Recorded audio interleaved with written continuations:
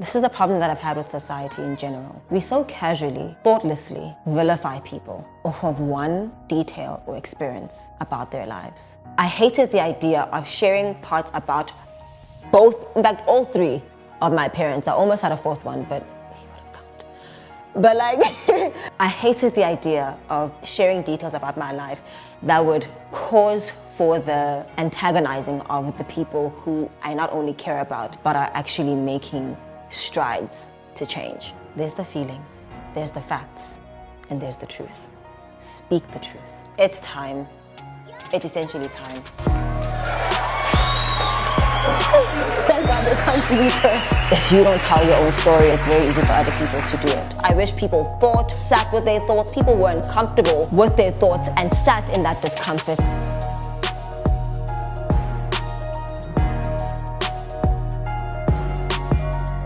One episode, and I'm giving myself time. Are we good? Are we good? Okay, cool. What's up, everyone? Welcome to the first episode of Being 2025 in studio. The timing, however, is quite interesting. Never in my life, no, not never in my life. I guess I didn't think that this is the episode I'd be shooting today. It's very, very weird. But also, it's pretty freeing. And it's not as daunting as I thought it would be. So I'm pretty keen to I want to say finally speak about this. I'm 100% certain, if not more, that this episode will be of great benefit to you. And you will leave this episode with what you need. But don't limit your expectations of what I'm going to be speaking about today. It's pretty interesting because it almost seems like what I just said right now is a message for me. When I first started Being, it was a very confident part of my life. And I think I was very confident because I had essentially just released everything I had to release to God, to myself, if I can put it that way, at the very beginning of the year last year. And I had gone through like a very intentional, isolated time where I'm processing my life, the things that I want, the things that I don't want, and why I want them. And essentially, I came to the realization that a lot of my desires were very people-provy, for lack of a better word, because that's not even a term. But like everything that I desired was to prove something, if not to people, to myself. And the desires themselves weren't inherently bad, but if my foundation wasn't set, it was all just going to go to shambles, and it was only a matter of time. And I didn't want that to happen. So I didn't start doing this with the intention of creating a podcast like Being. However, Being was birthed from that place of intentional isolation and just really being myself in the presence of God, because I even felt like I couldn't be that. And then being myself in my own presence, really enjoying my own time and my space, and really analyzing my life. It was around that time, and I think I've said this in one of my episodes, where I deleted my first Instagram. I had planned for that to be my entire social media, but that didn't happen.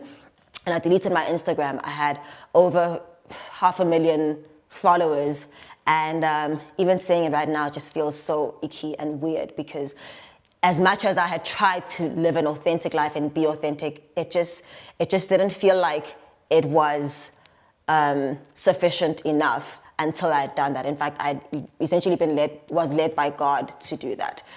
For some reason, and I feel like I still can't explain why fully. I think the fullness of it will soon unravel.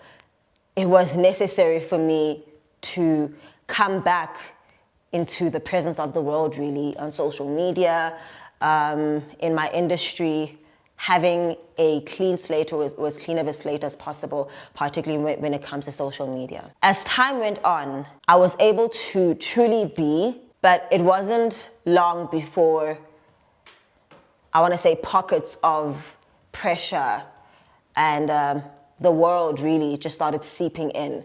And the fear starts to come in again. It makes it very difficult to be when that isolated space now has to be shifted from when you are alone to the rest of the world. And so you want to say you live authentically, you want to say you're being yourself, etc. But when there's lots of pressures, it just becomes very weird. Now, I'm not saying that I'm one for transparency in order for me to be. I don't think that everything is everyone's business. Personally, I don't think that every part of my life is your life.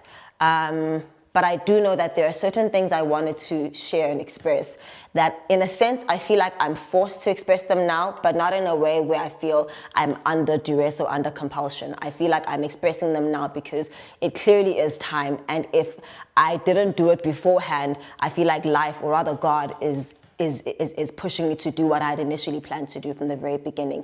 And the reason why I think it's important is because if you don't express what needs to be expressed, misconceptions can easily arise. And if you don't tell your own story, I think it's very easy for other people to do it. So that's essentially the purpose of today's episode. It's really irritating in a sense because I'm not one to respond to everything. Like I said, I don't think everything is everyone's business, nor I think it's necessary to express everything. But I want to kick this episode off, or rather the first episode of Being for this year, with an idea of who Bahumi actually is. An idea. I don't think you'll ever get the full crux of who I am. In fact, I'm an enigma. Sorry, I thought of someone. It's time.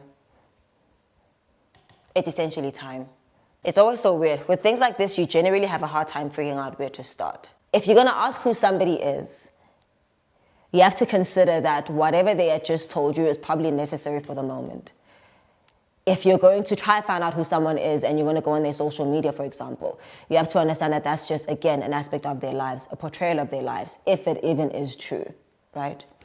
So for me to up and say, hey, this is Bahumi, like, it's a part of who I am. So I feel like I should probably lead with that before I begin to unpack parts of my life that I think are important to know. And I think the more that we journey together, the more that will unravel. So we can start at the most beginning that I feel like I can brief up for this conversation. And I know that most beginning is not a sentence. But let's start back to as far as I can trace. My name is Bahumi. My grandmother, my mother's mother, gave me that name. She's now late. My second name is Mhlongo. My mother's sister, who's my absolutely favorite, no, let me not say favorite, fabulous aunt, because I've got so many aunts who would be super jealous. Her name is Mhlongo, so she named me after herself. My surname is Mhlongo. My birth certificate says Madisakwane. Madisakwane is my mother's maiden surname. And it is not the surname, as much as I absolutely love my Madisakwane family and I am in awe of them and I'm so grateful for everything that they have done and how I've been raised. As the now adult that I am, I also appreciate the choices that I have in life. And I have my own reasons as to why I choose to go by Mhlongo. Part of which being whether I like it or not, whether ceremonies have been performed or not, whether my birth certificate has it or not. It's who I am.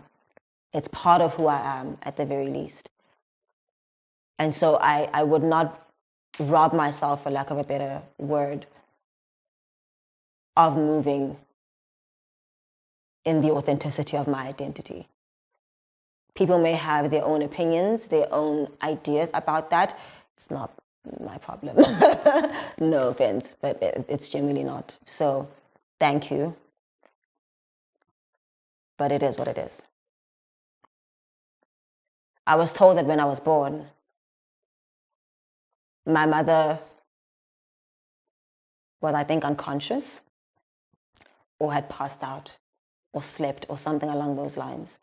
My grandmother and my aunt took it upon themselves, the liberty, to name me.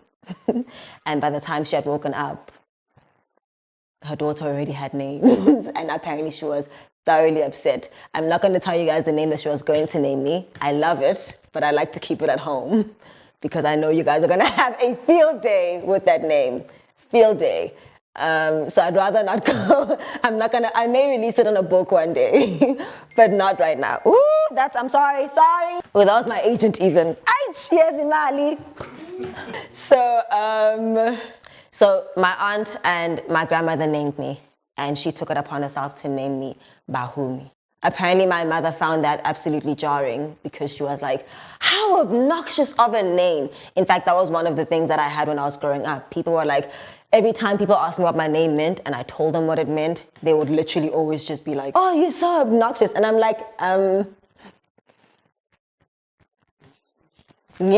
like, I can't help it. You know, I can't help that that's my name. What do you want me to do? Like, what, change its meaning? I was born in Lesedi Clinic, which is in Soweto. I was always like, I was the epitome of bad and bougie because I was born in Soweto, but in a private clinic. You know what I mean? So I was like, so I was born in a private clinic in Soweto, and I felt like that was pretty interesting because it was actually pretty telling of my life.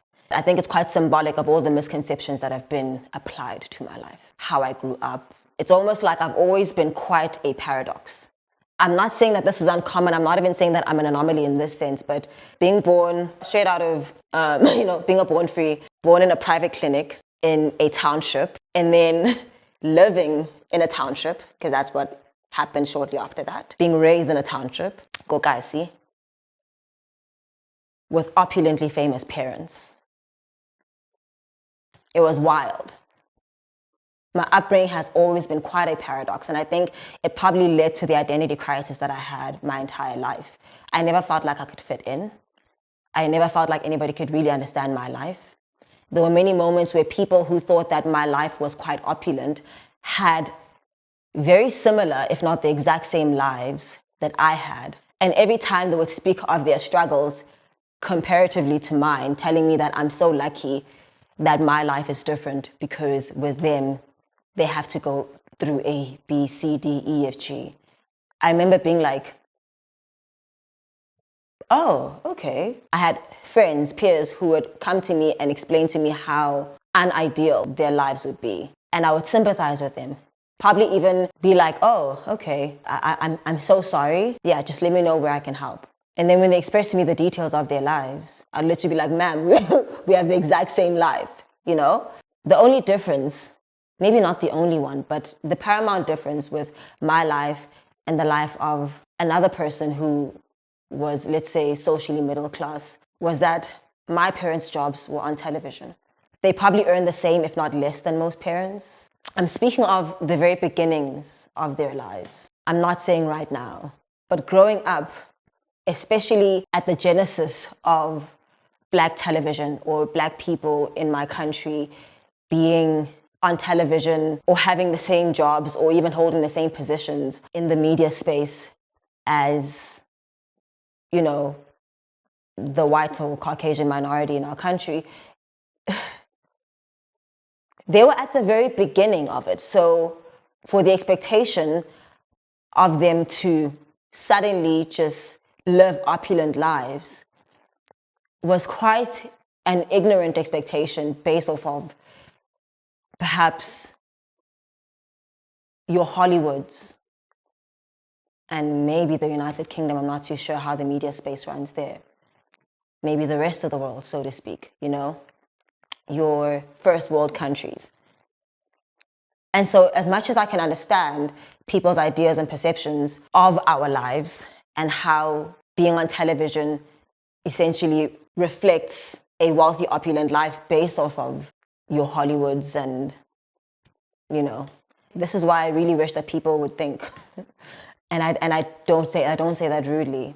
I think that it's really why I try to vouch for critical, or at least just analytical thinking, where you don't look at something at face value and decide the possibility or assume the experience, you know, assume the lifestyle. This is why I have this podcast. I want us to be able to unpack our lives, unpack our being, and not just assume people or things to be as they seem to be. Think. And really try to think for yourself. It actually worries me I'm gonna go on a tangent, so I'm not gonna say that.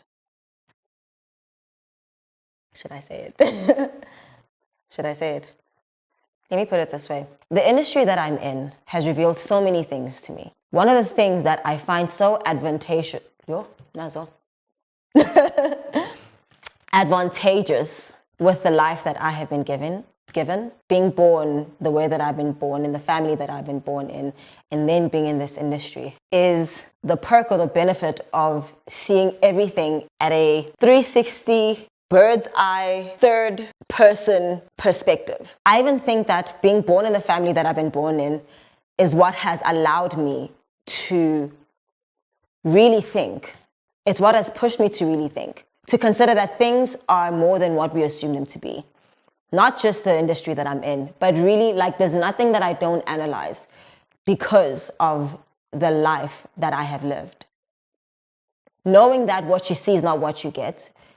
Being able to know that it's almost like I had a glass perspective, you know, of the industry that I'm in. And so it had me questioning what else in my life or what else about life isn't what it seems.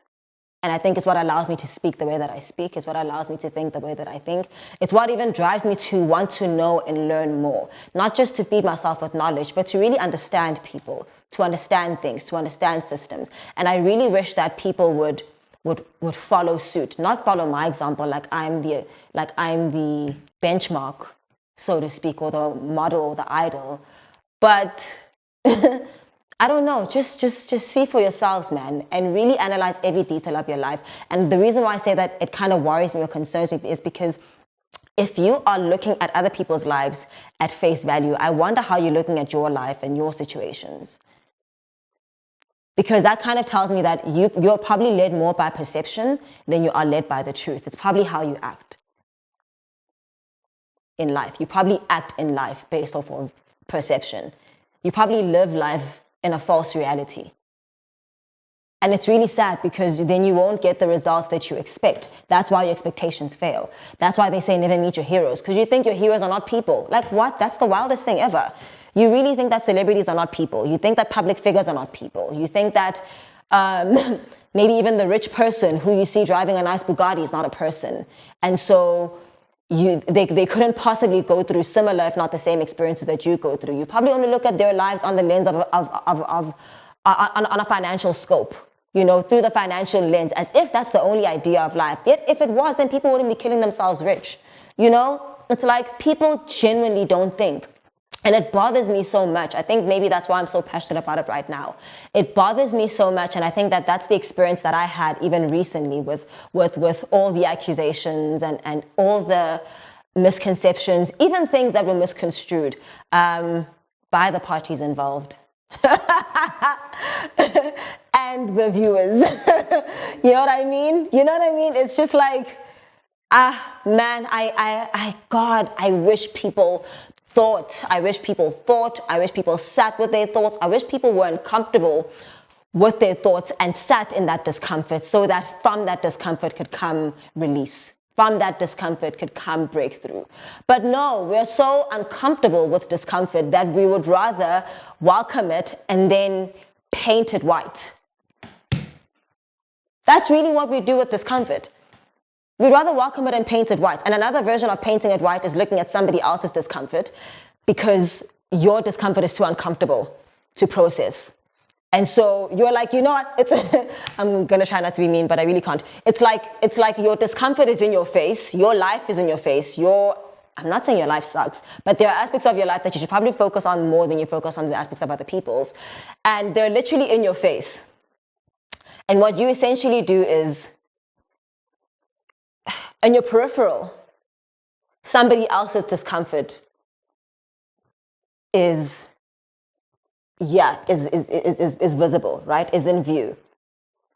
And instead of focusing on the very evident, very obvious, and the very evident, very obvious discomfort that you should deal with, that is yours, your healing, the traumas that you experience, your current state, thinking, processing, whatnot, you'd rather turn a blind eye, because I'm not an oblivious one. You essentially do this with your life. My fingers need Jesus. But like, you know, you essentially do this with your life. And then you look at someone else's discomfort and you're like, yo, and your problems are shouting at you and screaming at you, and you're like, let's ziyawala. You know what I mean? And you end up getting so comfortable. It's almost like because you're now not using this eye, it goes blind, and this is now all you focus on. And it's very, very toxic for you, because now it is cute, it is fun to look at other people's problems, not even knowing the fullness of the picture, by the way, yet your life is going down in shambles.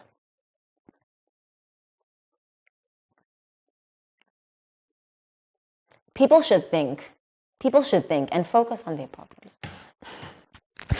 I'll stop. I'll stop. So, Bahumi's upbringing. The whole point of that rant was to prompt you to think. Sometimes you don't even have to use your brain at the fullness of your capacity. We can't scientifically yet, I think. But, But it doesn't even require you to overthink in order for you to actually think. And I think if we did that, I think that's essentially where the whole, take the log out of your eye and stop focusing on the speck in somebody else's eye. If we actually did that, we would be able to see not only other people's problems, probably at a more realistic perspective, but we'd be able to see people. We'd be able to see each other's perspectives. In fact, we'd be able to see ourselves in other people. We'd be able to see each other, meet each other, without actually meeting each other. There'd be more humanity and this Ubuntu that we pretend to have. Like, there would sincerely be more humanity and love in the world if we actually thought. Because that's what our brains are there for. For crying out loud, that's what our brains are there for. That's what our brains are there for. That's what our hearts are there for. When God talks about the heart, he's not just talking about the beating organ. He's talking about the ability to think, to process thoughts, to consider feelings and emotions and beliefs. It's beyond using the actual brain and using your actual heart. It's what they represent. And so if we just thought, man, you'd probably consider that my life is not so peculiar to yours. We'd be able to see each other in each other's lives. Now, that's the other perk that I feel like I had with the life that I had.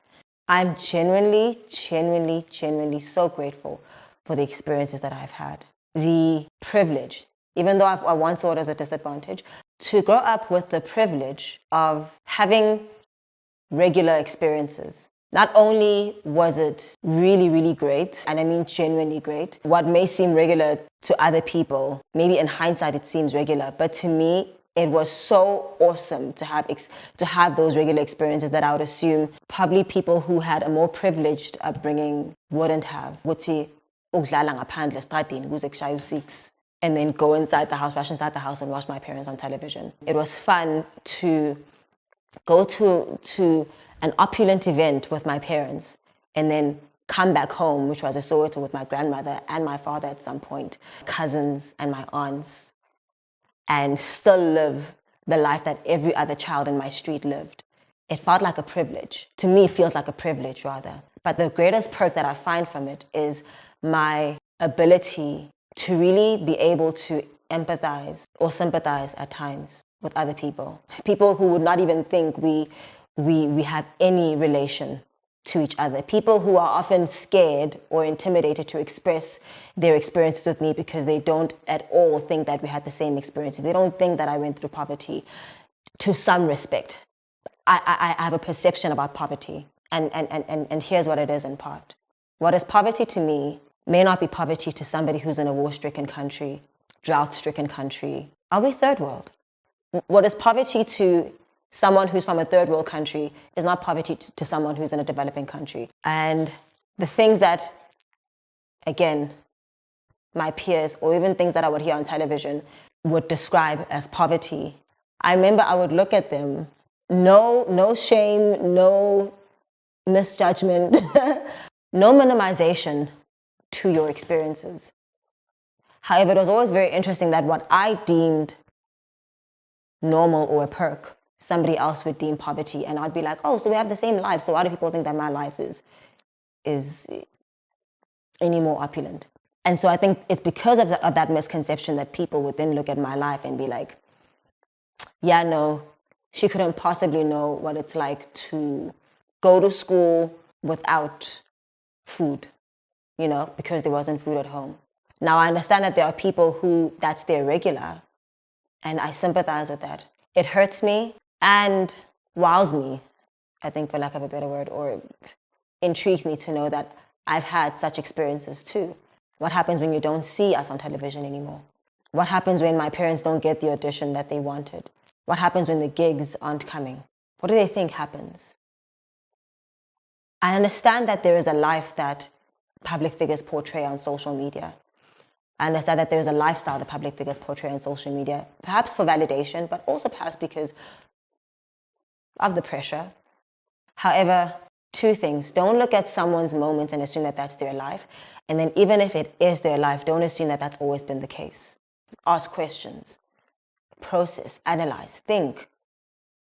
Like I said, my parents were black parents or black children, so to speak, or black young people who had just started out in the industry post-apartheid. Yes, they had their parents too, but their parents were also just starting out. In fact, I'm even going far. I'm not going to bash people or keep in Dabazabantu because I also don't know everyone's lives in full. Also, I know what that feels like. But no offense, Mom. But and Dad. But I'm even going far when I say that these are the experiences of the young artist post the struggle in South Africa. I'm going so far. Any thriving artist, I'm not even talking about the ones who are startup, any thriving artist will tell you that the struggle is real. It is realer than it is. It is real. It is real. They will tell you that. Actually, I don't even know if they'll tell you. Because again, the other struggle is the media pressures, the social media pressures, the fan pressures. So they're facing two different struggles, and I don't even think they know which one to address. And so the easier one to address or the easier one to live by is the one that makes you look better, which is the social media one. So as opposed to giving out amaqiniso about the struggles of the industry, about having one job or two jobs if you're lucky, maybe more, but one or two jobs in a year is normal, which is, it shouldn't be normal, but it's normal. And now they have to pay their rent. And most of that money is going to go to, their basic needs. So they're not going to tell you about that struggle. And so they would rather live through the struggle of pretense. And I'm not saying that judgmentally. It is very difficult to be vulnerable and expressive about your experiences. None of you guys can do it either. It's not like any of you guys go on social media and say, hey guys, Gyashuba. no one does that. So to expect it from our public figures, especially when the pressure is more so on them, is even tougher. It's hard. And I hate it because this is what hurts me. And again, it's what essentially birthed being. We are not ourselves on social media. Public figures and the lot alike. We are not ourselves. You know what I mean? And now social media has become a business, and I'm not saying that that's a problem. It's okay. Let's use it for whatever we need to use it for. However, when we start to create misconceptions and amaqiniso start to come out, often in ways that aren't even completely true, we get shocked and we judge and criticize as opposed to sympathize with our own lives. I've seen the pressures, not even just in my industry, but I've seen the pressures of some of my peers who I went to law school with.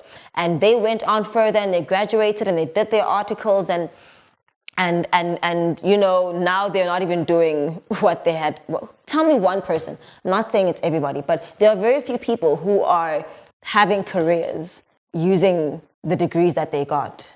And even if you didn't get a degree, there are very few people who are doing what they had initially endeavored to do. Quite often people are just then forced because of life to end up doing something else. So again, to expect that from our public figures is just...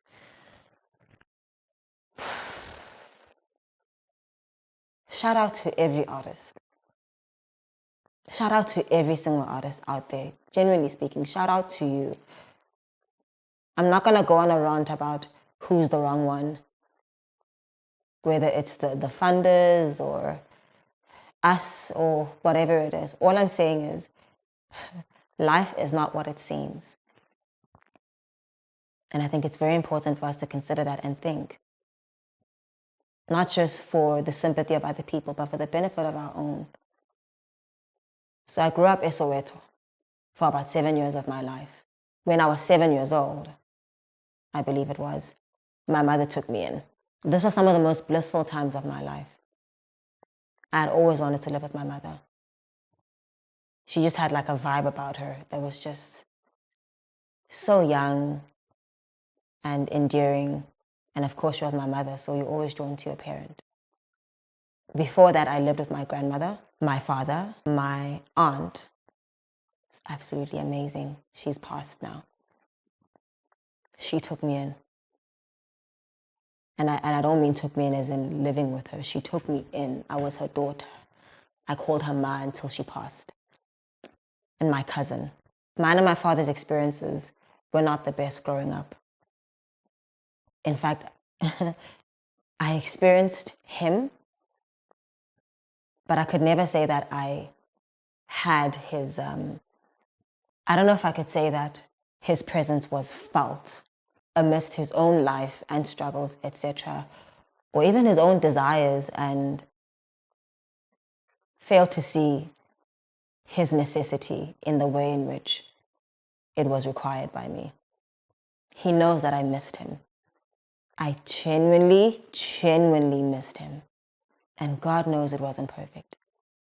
However, and I say this with such fervence, he's a person who, like any of the people that I love, either of my parents, who I sincerely care for so much, love so much, that sharing certain aspects of my life and our experiences would be a disservice for everything that we have accomplished thus far. It will be a disservice to the progress, the changes. In part, I want to even say some of the accountability. It will be a disservice to all of that. And not because it is a problem to share it, but because of the ill-informed repercussions that would come from it. It's actually part of the reason why I spent a lot of my life hiding aspects of my life. The pressures. Hear me, I'm not saying that it is okay to hide your life, hence the necessity for authenticity and being. So I'm not saying that that was the right avenue, but it's the reason why I hid. The opposite of that, however, isn't full-on transparency. Because if I'm being quite frank, and I love you guys dearly, I love people in general, but there are things that are none of your business. There are certain aspects of people's lives, certain experiences of people's lives that are nobody's business but theirs. Where even if they decide to make it your business, it's still not your business.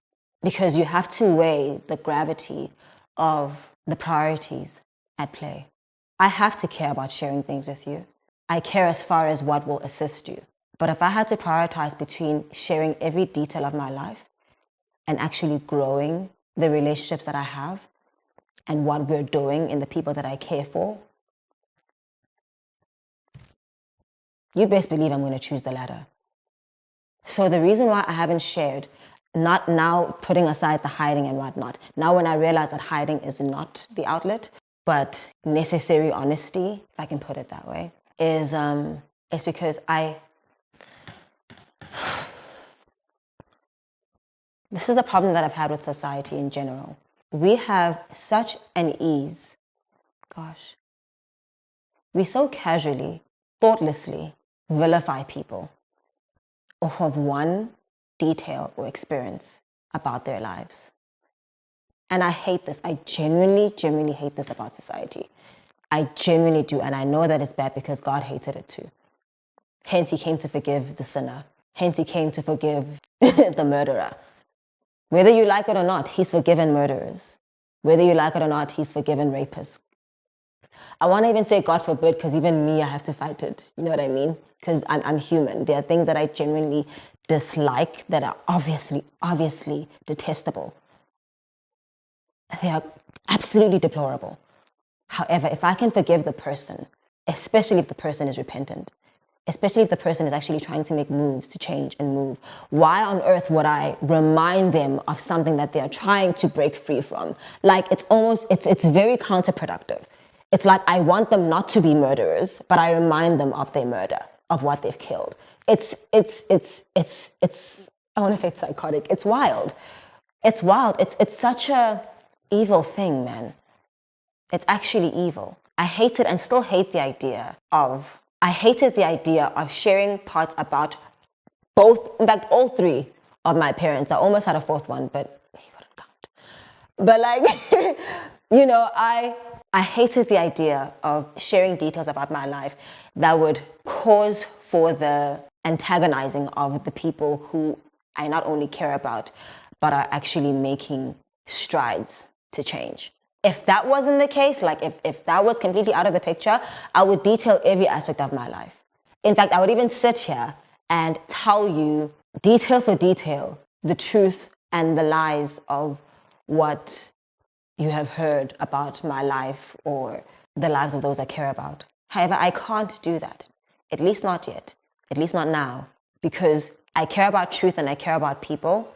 But in the same way that I care about people, I also care about the people involved. And I'm not going to cause retrogression in something that we have moved past. I would love to share things that I know would help other people. And that's why I prefer to do it on a one-on-one basis. If somebody wants, help, or, if I care about somebody's experience and it's similar to mine, then I can share it there.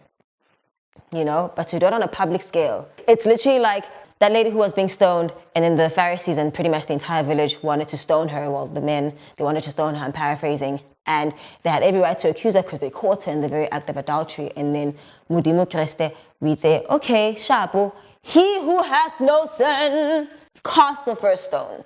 I was about to come for people's fathers. Like, he who has no sin, cast the first stone.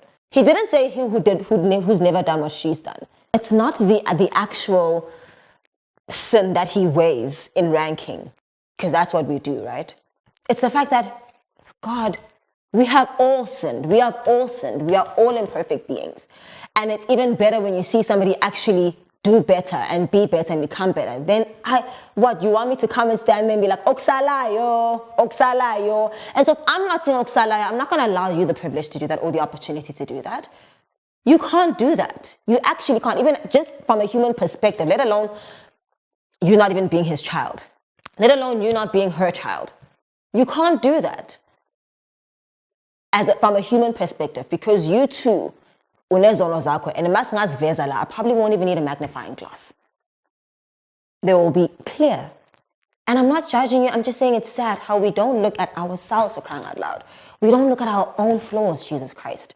We are so quick to just rush for other people's trending current affairs. Please hear me. I'm not even taking away the necessity for accountability.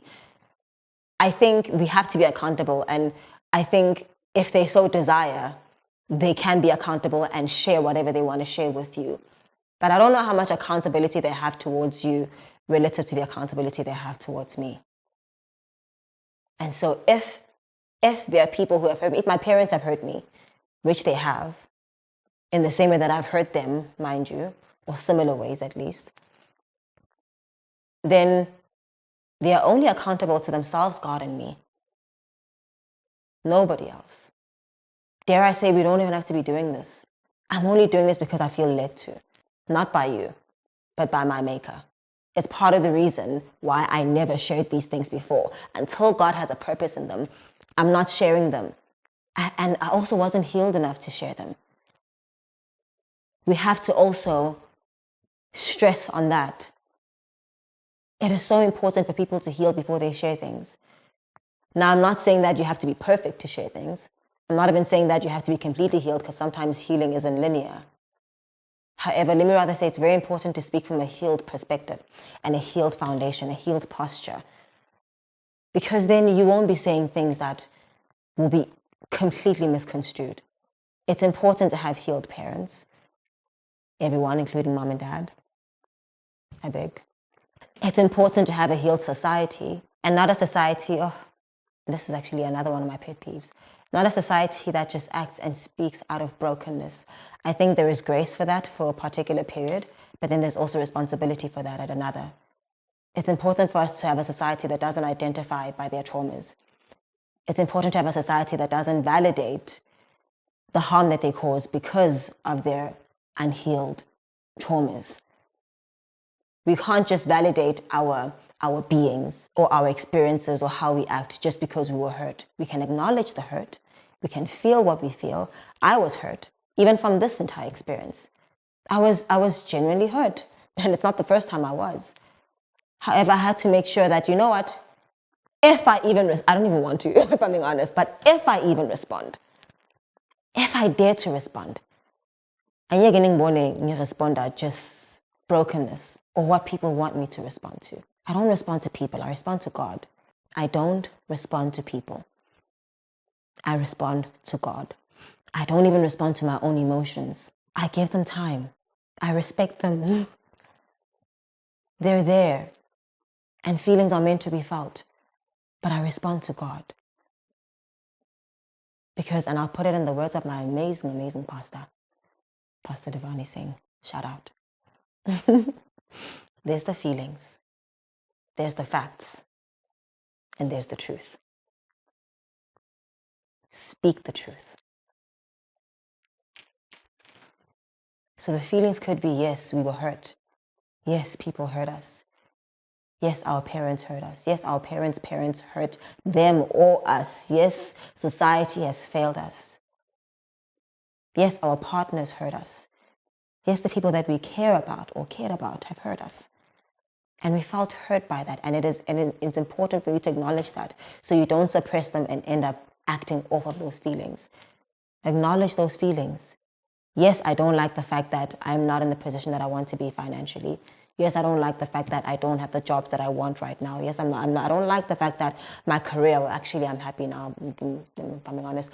But like, there were times when my career was not what I wanted it to be. Yes, I may not even like the pace sometimes. If I'm being honest, right now, I'm very content with my life. Like, I'm content. I'm not saying it's perfect. I'm not even saying that there are things that still don't make me, like, just get, I don't know, impatient, but I'm really content, and it took all of this processing to get to that. However, yes, there are still things that I don't feel happy about. Yes, there are still aspects of my lives, even with my relationships with my parents or God, the world, and all that stuff that I'm not happy about. Yes, they still break my heart and they still hurt me as people. Sometimes I even disappoint myself. Those feelings are there. Acknowledge them. And those coincide with the facts. Yes, my father and I were not at all where a normal father and daughter or a normal father-daughter relationship should have been. Not at all. Yes, my mother, though she was there to the best of her ability, I believe when I was younger, had in many ways hurt me too and allowed her hurt to trickle down on me. Yes, I am a celebrity kid, if you want to call it that, but like a daughter born of two celebrity parents and two celebrity grandparents who lived in Soweto, who lived in apartments with her parents while they were still on television, and also went to the amazing opulent parties and lived in the big mansion at some point. And like I had every experience in life, if you want to call it that. Virtually every experience. There's more to come. And I know God is just gonna, I'm not even just saying that hopefully, like I know God is just gonna skyrocket my life and my career. And there will still be challenges in that. Yes, there were things that were blown completely out of proportion about my life from the media and my parents themselves and me, when I was still trying to hide and fake it. Yes, there were things that I, if not lied about, was deceptive about my life. Yes, I'm not a perfect person. Yes, I'm not a perfect Christian. Those are the facts. But the truth, The truth is that I and my parents and you are human. You are human. And I'm a human being created by a merciful and gracious God who cares about every detail of my life. That he would allow me to go through every single experience that I went through for a particular reason, whether it's for me or for other people, to get me to where I have to be in life. And however the circumstances, we have come out on top. We have come out on top, or at the very least, have the opportunity to come up above our problems, above our circumstances, because we are resilient human beings made by a God who is the God. That's what makes life so worthwhile. So that's the experience of my life. If that's the truth that I have to share, that's the truth that I will willingly share and live out. However, if you came here and you wanted a different story, Nkosi, uziphaphele. Awuphaphilanga nami, uziphaphele. You literally you lived beneath your purpose. You lived beneath your being. You are better than that. Do better. I could have gone on a whole tangent, again, detailing every aspect of my life, but you'd probably have to experience me to know that, or have lived it out with me to know that. Or it's just not time. But Holy Spirit knows I'm here, and everything transpired because it had to, for truths to actually not just be unveiled, to be lived out. Live out the truth. And in order for that to start happening, you actually have to start sitting with yourself and thinking and processing and experiencing your life so that you can live out your actual truth. That's what being is about. Being Bahumi is being who God created me to be, outside of opinions, even my own. I don't know there's so many things I wanted to unravel today. So many issues even with our lives. Problem here, problem there, whatever. But that's enough for today.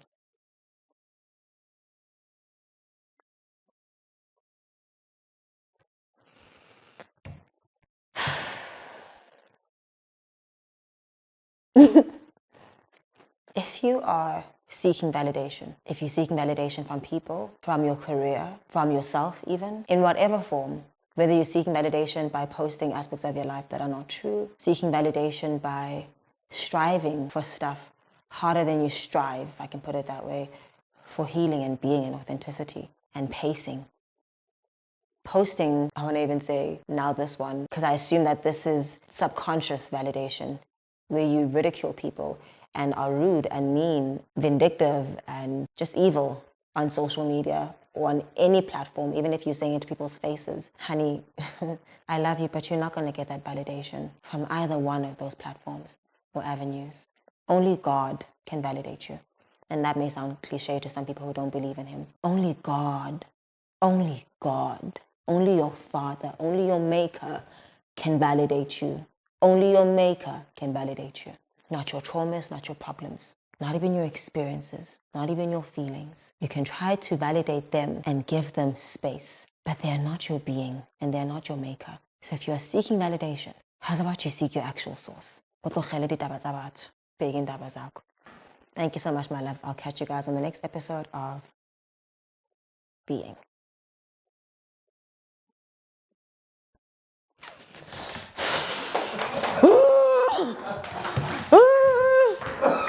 Thank God they can't see me twerk. Thank you.